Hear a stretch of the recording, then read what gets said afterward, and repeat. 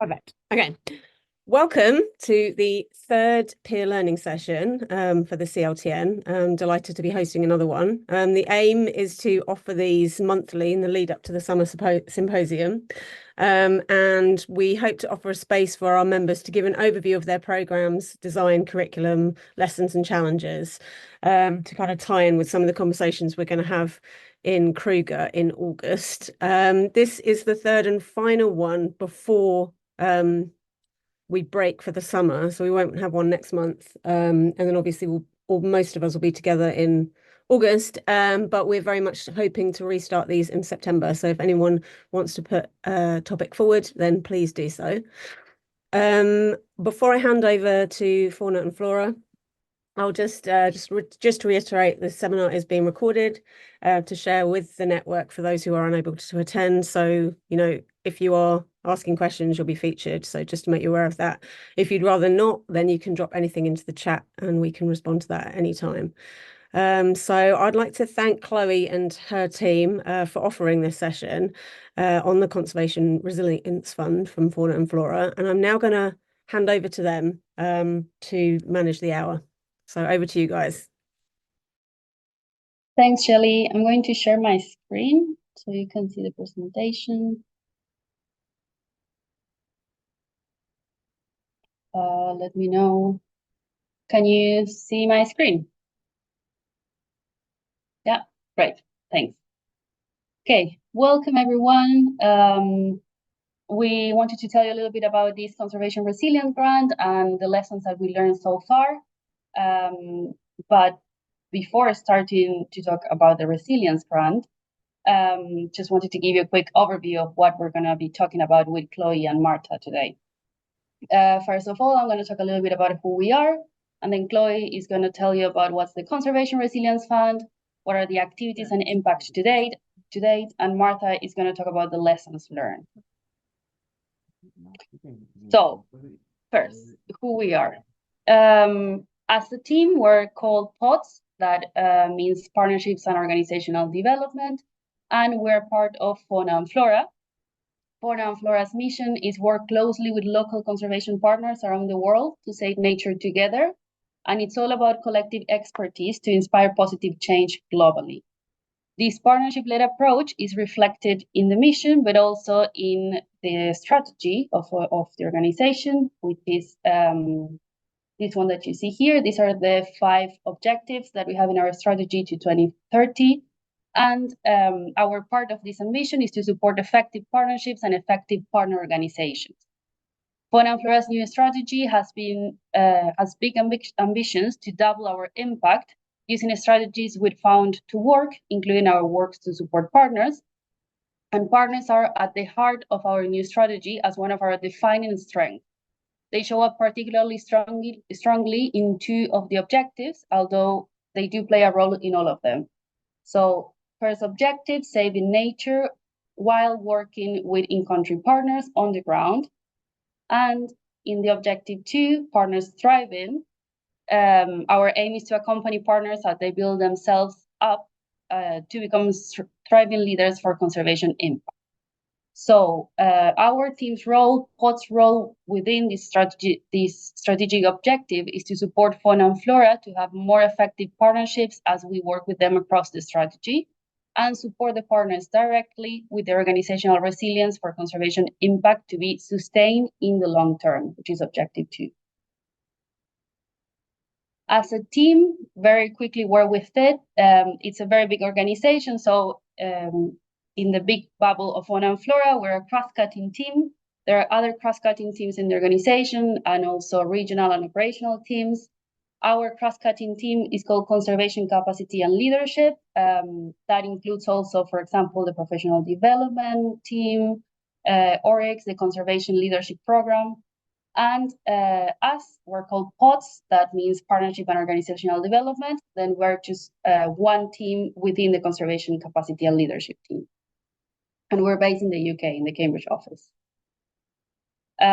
This is us. So we are 5. I'm Flor, I'm Program Officer for Learning and Partner Development. Laura and Martha are technical specialists in partnerships and organizational development. Martha is here today. Chloe, who's here today also, she's the head of learning and partner development.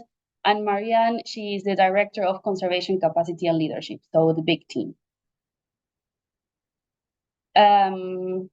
What we do, I said that POTS comes from partnerships and organizational development. This is because we have two main goals or lines of work. One of them is support Fauna and Flora in effectively managing partnerships, that's the P. And the second one is support partners with organizational development and resilience, that's the OD. The reason we do this, it's that Fauna and Flora believes strongly in the importance of local actors for sustainable biodiversity conservation. So we think that by accompanying local organizations as they become more sustainable and autonomous, that's a long-term way to support conservation into the future. And partnership is a vehicle to achieve that. Then who are our partners? As an organization, we have more than 400 partners that we classify as collaborators. Then we have 188 sub-grantees, so we have a legal relationship with them and it's more project focused. Often that's a time-bound relationship with clear deliverables and a tendency to a one-way relationship. But we do have 60 core partners. Core partners for us are long-term partners with whom we have a deep engagement and we make joint equitable decisions. These 60 core partners are not always sub-grantees at the same time. And not some examples, for example, we have some partners with whom we've been working for 25 years, but we have core partners who are much new and the relationship is also much new. And now I'm going to hand over to Chloe. Brilliant, thanks very much. So I was going to give you a really brief intro to the Conservation Resilience Fund and then take you through some of the highlighted activities and impacts, really focusing in on the leadership stuff. So Flora told you about the Partnerships and Organizational Development Programme, PODS. That's been around since about 2009. It very much started as 1 to 1.5 people doing very, very in-depth work with a smaller number of partners. When the COVID crisis hit in 2020, we saw in the first 12 months a lot of our partners on the verge of collapse. So a crisis support fund was very quickly mobilized to help with the kind of short-term survival of a number of kind of key local partners. But we really quickly decided that it was really essential to try and create something that would support our partners become stronger, kind of more flexible and just better able to survive into the future if something like this happened again, to recognize partners being that vulnerable again. So kind of going from this firefighting to this kind of more proactive, protective, crisis spotting, recognition and survival mode. So what we did was we came up with a program, a fund, the vision of which is this, a world where well-functioning, financially secure, accountable, influential and motivated local conservation organizations achieve the greatest possible outcomes for nature. And we classified this as a post-COVID future. That was our vision, the perfect world, what we were working towards. In terms of the purpose, we secured funding for 2.5 years to launch the fund. And within that grant, this is what we were hoping to achieve. So a minimum of 25 local organizations were strengthened. They had strengthened operational models to help them better anticipate, cope, adapt to increasingly challenging circumstances. But we also recognize that there's a lot more organizations out there than the kind of 25 that we'd be focusing in on. So we also wanted to develop tools and kind of share learning with the wider community as well. So we had 4 objectives under there. There's a lot of small type on this slide, which I apologize for. But basically, just to kind of summarize of our 4 objectives, the first one is about supporting partners to kind of figure out their priority needs, and we kind of develop tools and help facilitate processes around that. Second objective was about saying, okay, you guys have figured out what you would like to address. As your partner, is there anything we can support with, and how can we best support with that? And we kind of came up with lots of mechanisms within that we kind of put together as kind of bespoke packages for over the 2.5, 3 years. Third objective was about this kind of wider community of practice. So what have we developed? What have we learned? What can we bring in from that kind of wider community? And then the fourth one was about how do we kind of leverage this initial learning as well as this kind of initial funding to go along to kind of create something bigger and longer lasting than kind of short-term grant. Okay, we'll run through basic activities under those first 3 objectives. First objective, to remind you, that was about helping partners figure out what their priorities were for them as an organization in the kind of next 1 to 3 years to help create a kind of stronger, more resilient organization. So we worked with 37 partners in total to help them critically explore their resilience and their future priorities. We did this through a tool called an organizational resilience check tool. That's open access online now, and I think Martha's going to share the link with you in the chat.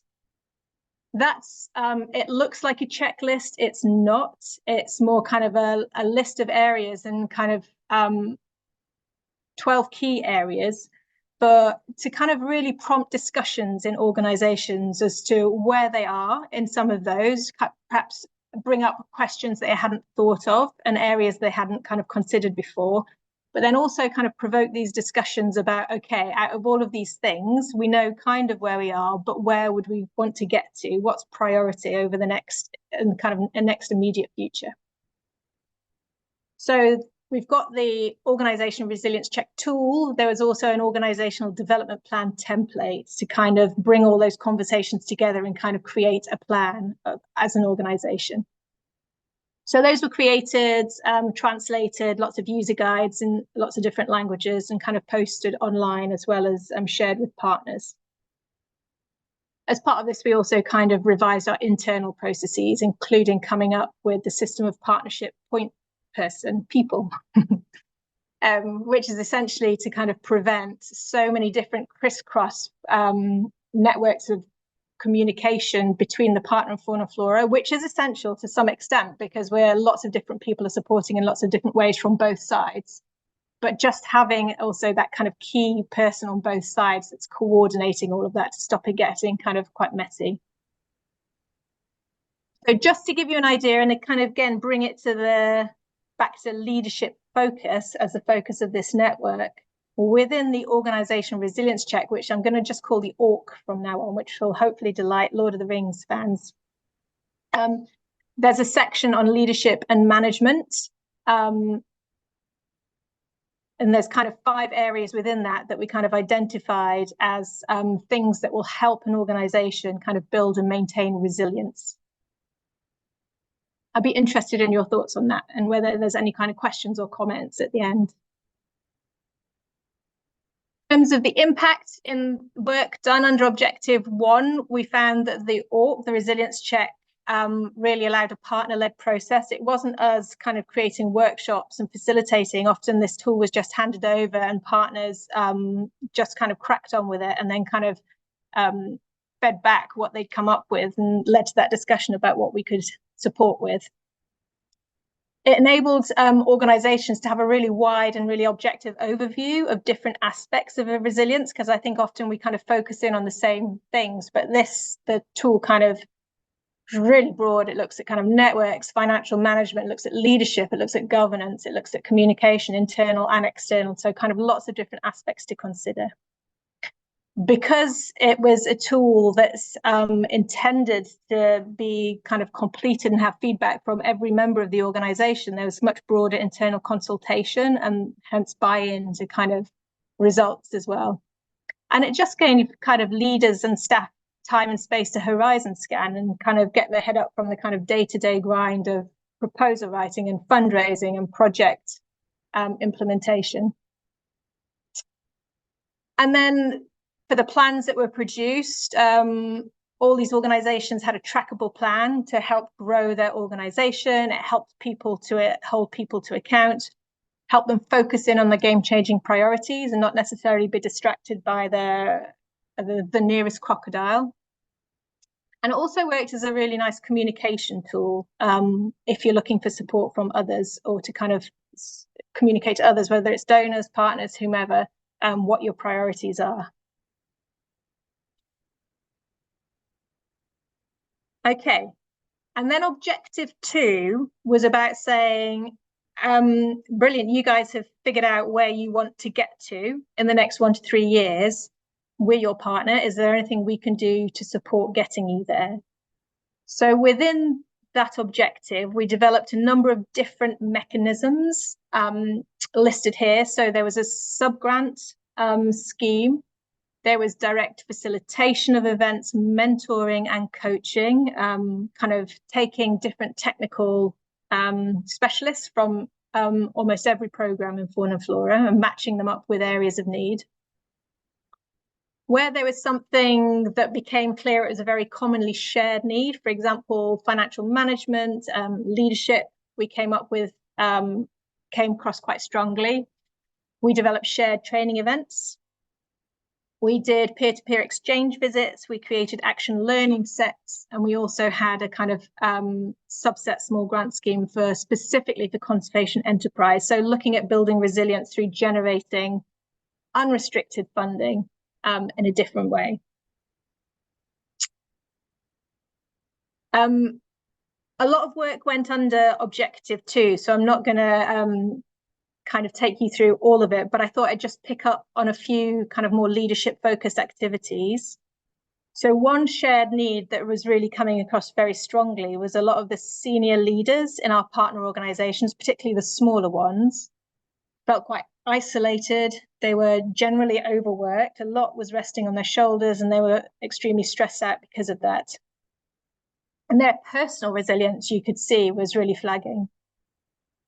So we supported them in various ways, but one way that we wanted to support them was to help them both build their skills and insights, buy them a bit of space and time to give them a chance to kind of reflect and work on their personal resilience, but also kind of bring lots of different senior leaders from different organizations together and help them develop a kind of more robust, wider peer support network into the future. So it's not all coming and going from Fauna Flora, but those guys are creating networks amongst senior leaders where they have somebody to talk to about stuff that they're going through both now and into the future. So we created a retreat event in Cambridgeshire. It was an in-person event last year.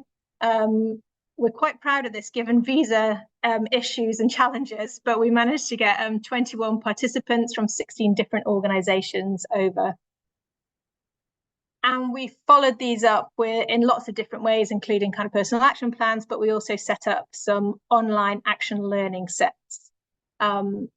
So participants could kind of had this platform and this means of kind of continuing those conversations and kind of problem solving conversations into the future.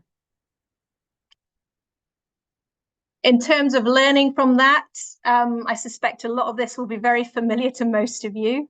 Never underestimate the time that you need for the admin and logistics of organizing this kind of event and expect the unexpected, particularly in that last 12 hours before people arrive. We had someone who got to the airport and discovered they had their son's passport.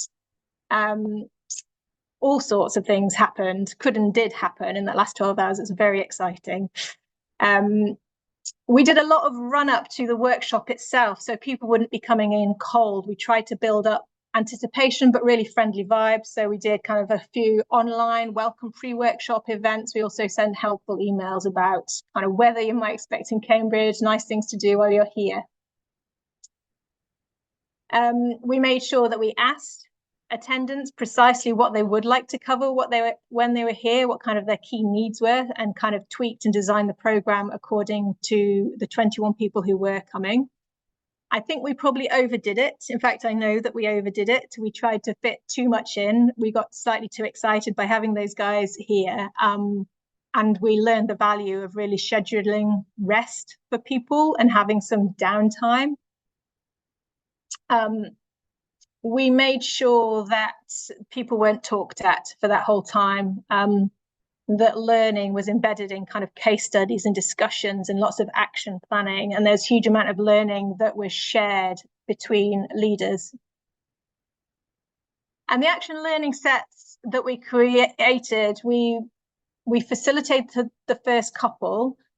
They struggled a lot of, because people's availability as soon as they kind of got back to the office, to the emailing, to the endless meetings, to the kind of daily grind, it was hard to find a time that 5 very, very busy people could consistently do. But there are some green shoots. And we found that people who did create strong relationships during that retreat have continued to talk to each other. It might not be in the structured way that the action learning sets created, but there's absolutely strong communication and networking as a result.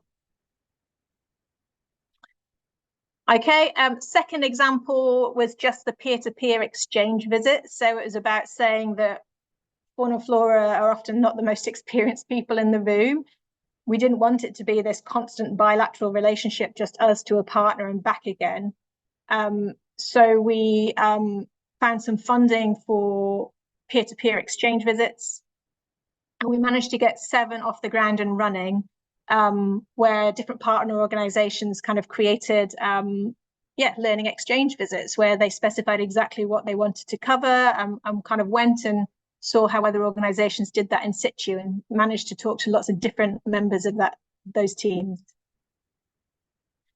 What we learned is really hard.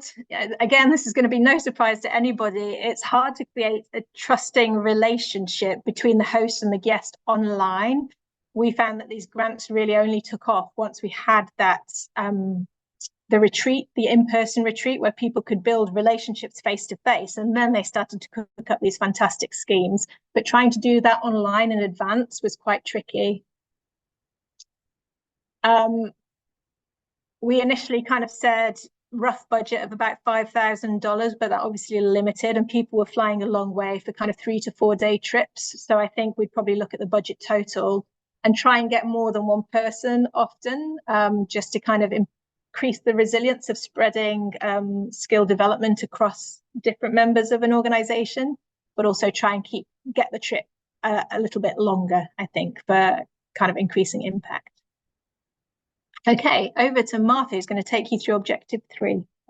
Fun. So yes, objective 3 was focused on going wide. So trying to get a broader group of people and organizations accessing and using organizational resilience resources. So some of the ways that we did that are to host an online webinar series on topics that were coming up in those ORCs, those resilience checks, as priorities for our partners. So we hosted 21 different events on 10 different topics, things like social safeguarding, developing an elevator pitch for fundraising, developing your own internal policies, risk management, things that the partners that we were working with and targeting found useful, but then we invited a broader group of people to join us. And there was fairly good attendance in most cases to those events. We had a total of about 174 individuals representing 52 different organizations come to one of those events or more. And there was positive feedback on them. We hosted the events, but we also did recordings of them and put them on our Capacity for Conservation website, which if you go to the link in the chat, you can see a learning hub on that site, which we also developed through this grant. We had the webinars posted there and developed some e-learning courses with the help of Bobby, who is here, thank you, to put up there, and translated several of those into different languages so that more people could access those. The e-learning and webinar recordings have had pretty good traffic on the Capacity for Conservation website, with almost 2,000 users accessing those, which is great. So that Go Wide seems to have generated some interest. Another thing that we did was host a resilience festival online as an online conference. It was meant to be a community of practice learning event. We did end up having about 300 registrants for that, and lots of different people from different places. Kate was a part of that event as well. Thank you, Kate. That also was recorded and went onto the capacity conservation site. And having that open access was important to our funder, but it also did allow us to reach that broader group and share these resources with people often in languages that were a bit more accessible, but also just getting the word out there, having this conservation-focused organizational resilience resources available for people. Some of the learning was it was steep. It was a bit of a steep learning curve, but I think we did well. The online platform allowed us to reach a lot more people, especially with translation. That helped hugely with people's comfort post-COVID, with getting on Zoom and using different language channels. We were able to have a much broader reach. And so there were some really easy wins with improving access, with language in particular.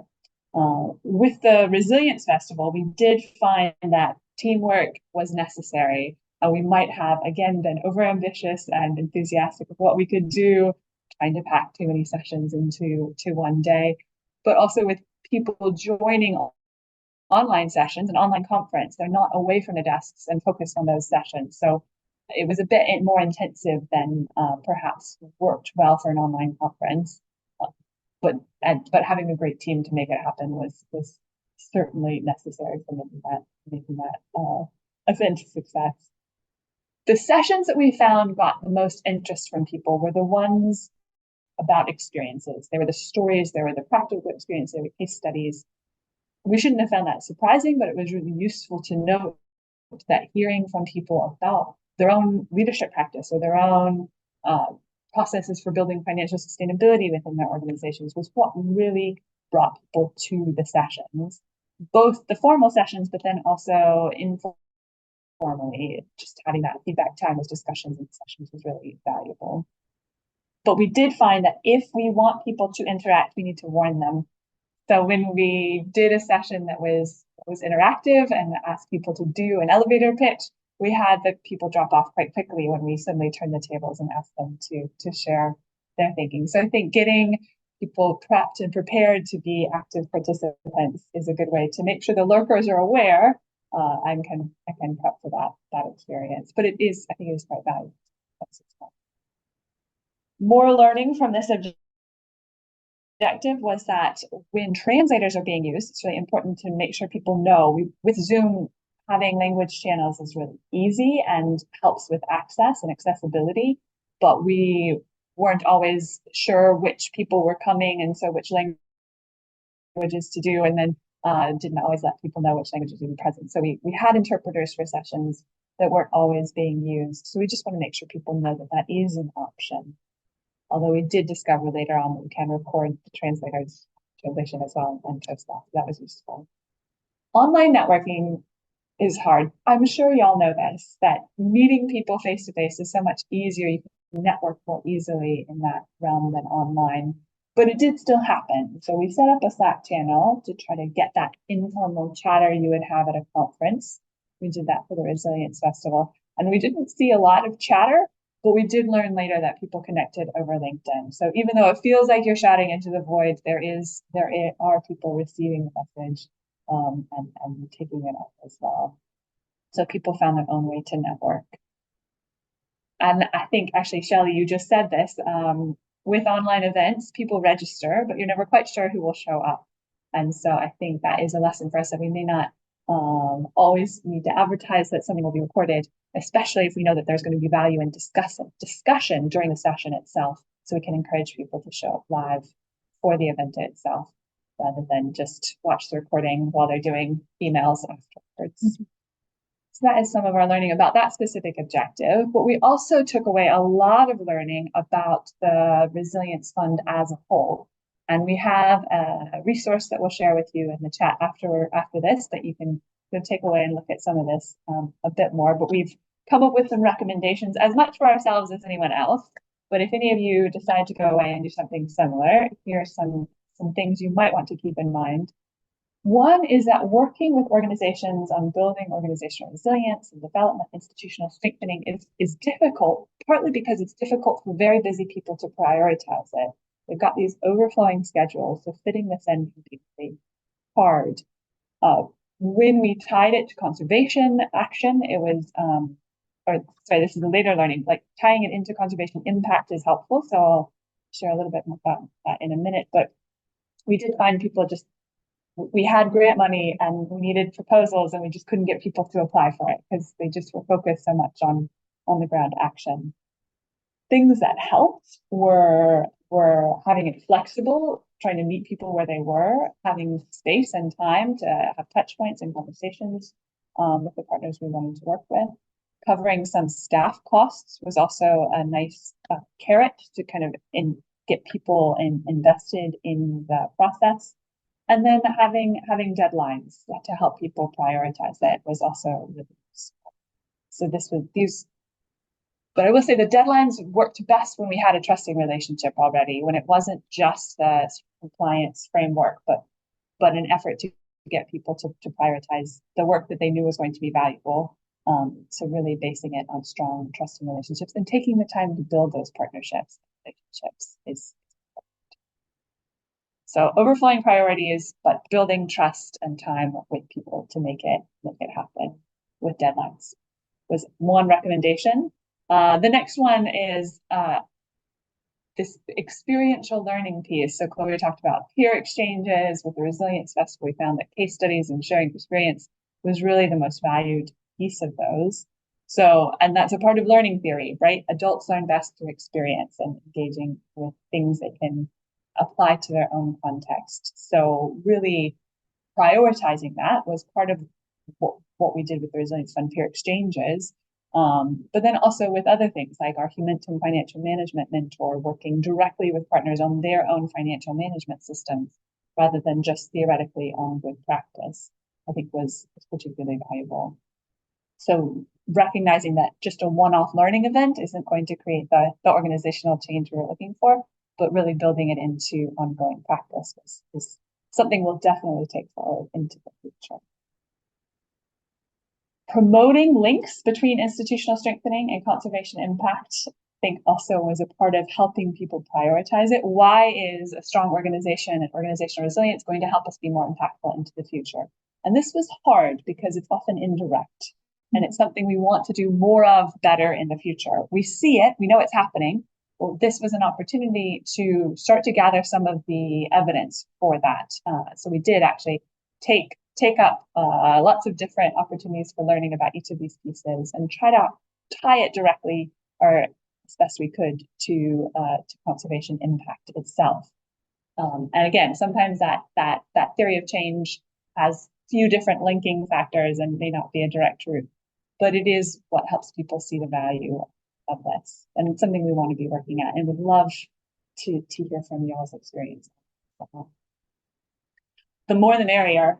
This was about getting not just one person holding the strategy or holding the financial management, but making sure there was resilience across the organization and different staff understanding and being a part of these institutional processes. So we did encourage organizations to bring several different staff to training events or be a part of the mentorship and coaching. Partly because we know that if one staff person leaves, someone else is there with the institutional knowledge to keep it going. So we did see that turnover, and we did see the resilience then when there were multiple people who held that. But we really did encourage as many staff as possible within the organization to take part in these trainings and events. The power of the peer was again related to that contextual learning from experience, learning from case studies, but also as Chloe said, we know that Fauna Flora, my colleagues here, we're not the most experienced people in the room always, or even usually.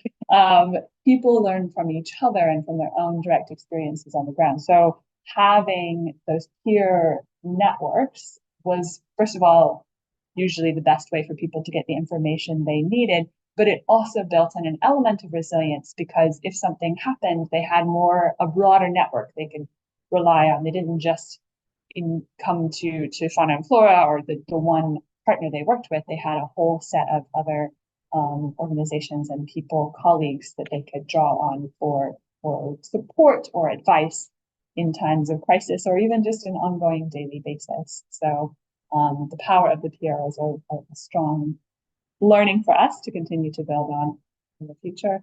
And finally, this piece about removing barriers to participation, translation, online events. We were really able to reach a broader network than we have been able to in the past. But we did find there were limits. So when we needed people to be connecting together, those peer networks, they needed to have a shared language to be able to do that. So the leadership event that we hosted in Cambridge was just in English. And so we had to find the right balance of that. I'm not sure we've totally found it exactly yet, because we were able to do lots of coaching in other languages. But then we also knew that we needed to go deep in some areas like leadership and needed to focus in English. So that is, I'm going to stop talking and hand back to Chloe to wrap us up. If there is anything to wrap up. No, I think we're done. So go team. And we would love to hear your thoughts. Nina, you've already put a comment in the chat about linking organizational development to conservation impact. Yes, we're actually working on kind of coming up with evidence-based kind of recommendations on that in terms of kind of a briefing document.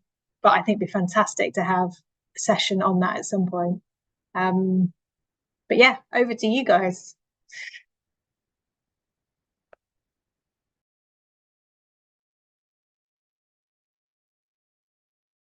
Any questions?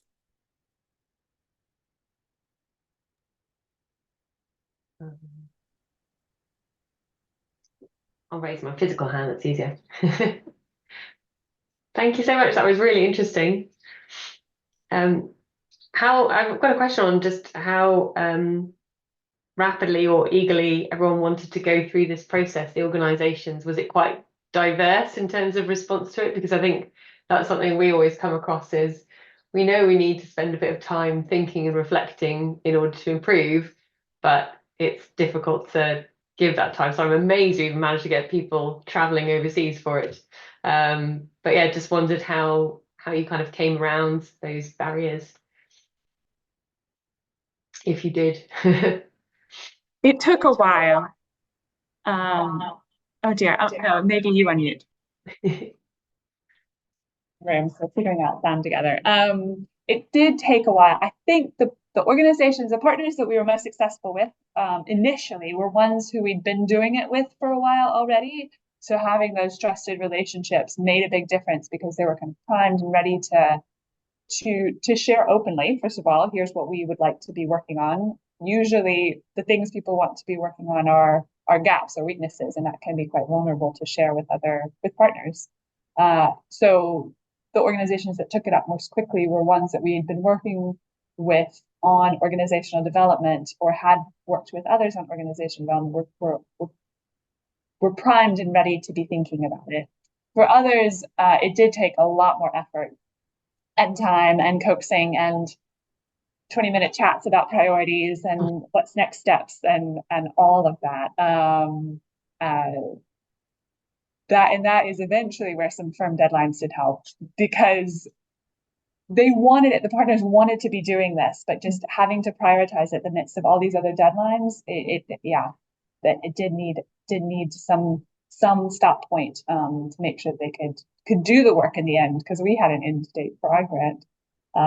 So I think the meeting people where they were, building those relationships, but then also having a bit of structure to help people take the actual action was really how we ended up seeing it happen in the end. I don't know if that answers your question, Helen. Yeah, no, it does. It's everyone responds very differently, but I think having something more structured to guide them through it and make those decisions, and sometimes a little bit of pressure can help. And hopefully you might run it again, or you'll see they'll see how it benefited partners and want to participate next time. Do you have a plan to run this again?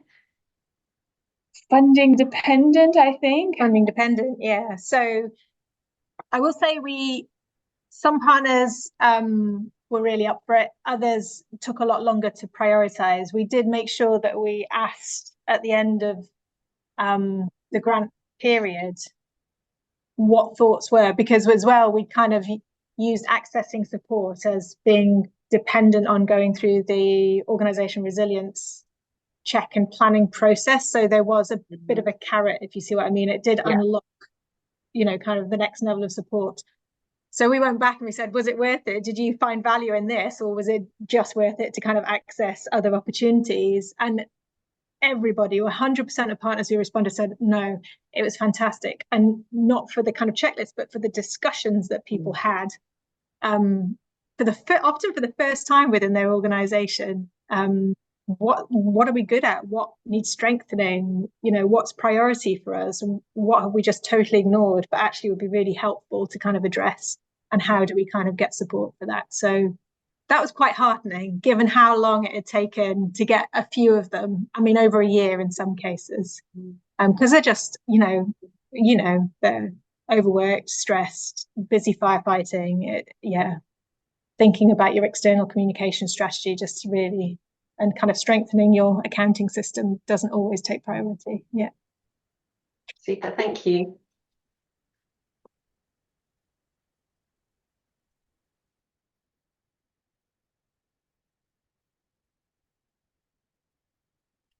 I shared a document in the chat, which is just pulling together some of these recommendations. We just kind of created a little briefing document that's there as well, if that's helpful for anyone.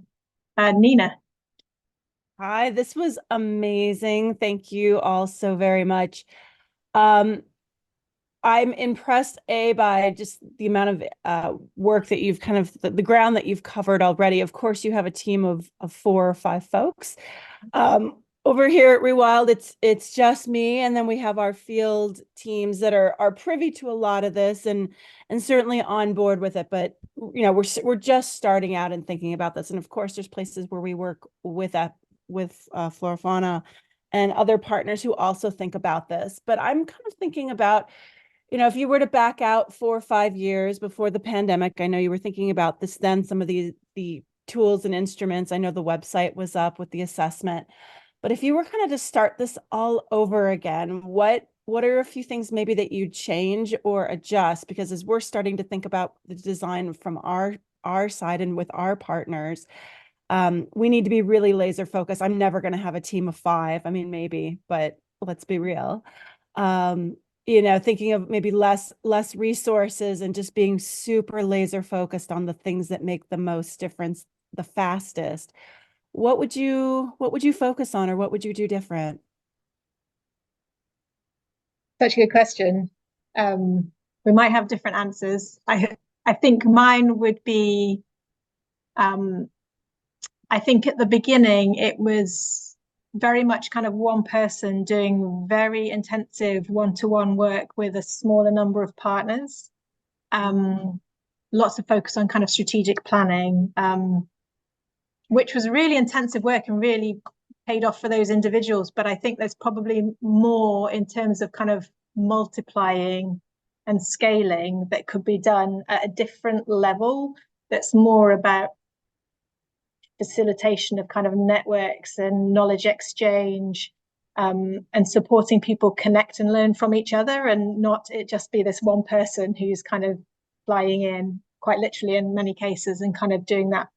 I think that one-to-one can be incredibly influential, but in terms of kind of scaling up a potential impact, if there really is just one person, I think you have to decide if it's quality or quantity in a way, and make a quite conscious decision about that. But I think there's huge amounts that can be done at this higher level where it's more about kind of catalyzing, I think, than the actual doing. But I'm going to hand over to Martha. It's a good question. Yeah, and I'm not sure what I would say is it probably ties nicely to what you said, Chloe, because I think in terms of catalyzing, one of the ways that, because we feel understaffed, Nina, but I think part of, so it's useful to hear from you. Thank you. That's a useful perspective. But what we're trying to coordinate more closely. Chloe mentioned the partner point people. Those are program and project managers. So they're biologists, right? But they're working with partners to do the programming, and they see the importance of partnership and partner collaboration to achieve conservation impact. So pulling those people on side and getting them to support with some of the follow-up, the sort of careful coaching, mentoring that needs to happen in long term for organizational change to take place. Because if you go just broad, that follow-up may be, if you're just doing webinars, there's less follow-up, but the follow-up is really where change happens, I think. But getting the people who have those trusting relationships and touch points through programming to be supporting that follow-up, I think, is part of our sort of theory of how it can have both breadth and depth at Fauna and Flora. I don't know if did that make sense? Yeah. Yes. I mean, certainly, having that catalytic, having elements have some kind of opportunity to be catalyzed to others or with others. It's not just that point-to-point investment, where you could potentially have a closed system. This is about open systems. Yeah. Okay. Oh, I like that phrasing. Yes, yeah.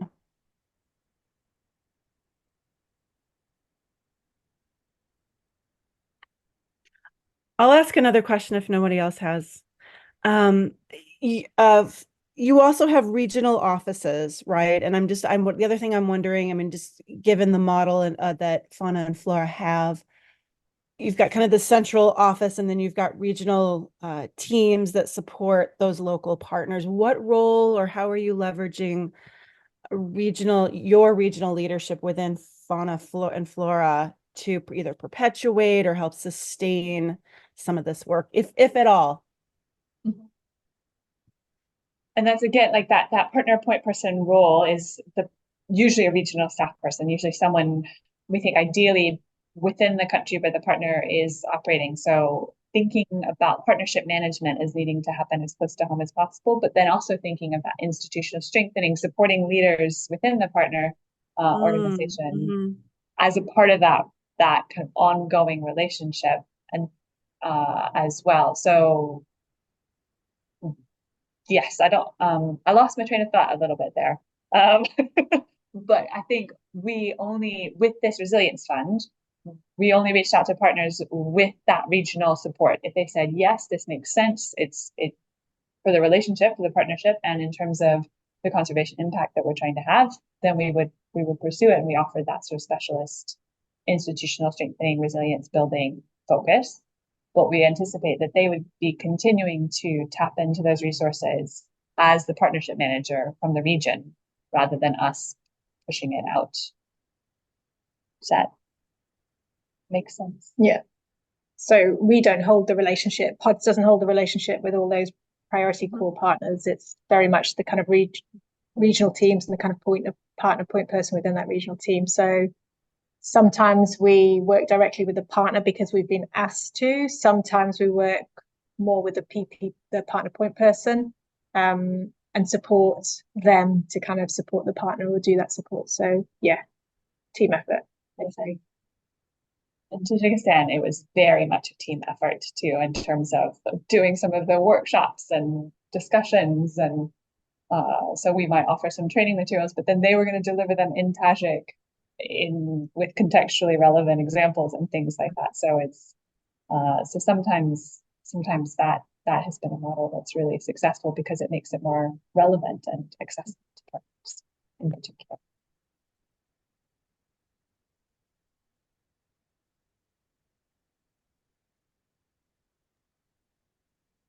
Any further questions?